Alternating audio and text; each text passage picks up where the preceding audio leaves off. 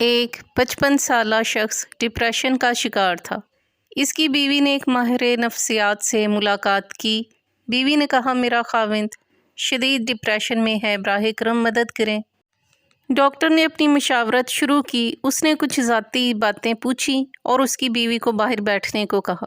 صاحب بولے، میں بہت پریشان ہوں۔ دراصل میں پریشانیوں سے مغلوب ہوں۔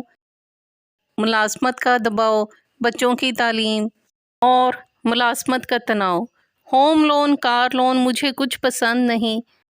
دنیا مجھے پاگل سمجھتی ہے، میں بہت اداس اور پریشان ہوں۔ یہ کہہ کر اس نے اپنی پوری زندگی کی کتاب ڈاکٹر کے سامنے کھول دی۔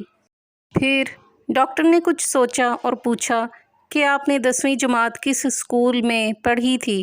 اس شخص نے اسے اسکول کا نام بتایا۔ ڈاکٹر نے کہا، آپ کو اس اسکول میں جانا ہے۔ پھر اپنے اسکول سے آپ کو اپنی 10ویں کلاس کا رجسٹر تلاش کرنا ہے اور اپنے ساتھیوں کے نام تلاش کرنے ہیں اور ان کی موجودہ خیریت کے بارے میں معلومات حاصل کرنے کی کوشش کرنی ہے۔ ایک ڈائری میں تمام معلومات لکھیں اور 1 مہینے کے بعد مجھ سے ملیں۔ وہ شخص اپنے اسکول گیا، رجسٹر ڈھونڈنے میں کامیاب رہا اور اسے کاپی کروایا۔ اس میں 120 نام تھے۔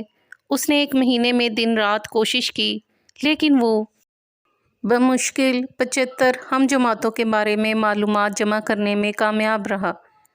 ان میں سے 20 مر چکے تھے، 7 رنڈوے تھے، 13 طلاق شدہ تھے، 10 ایسے نکلے جو کہ بات کرنے کے قابل بھی نہیں تھے، 5 بہت غریب نکلے، 6 اتنے امیر نکلے کہ اسے یقین ہی نہیں آیا۔ کچھ کینسر میں مبتلا تھے، کچھ فالج، ذیابیطیس، دمہ یا دل کے مریض تھے۔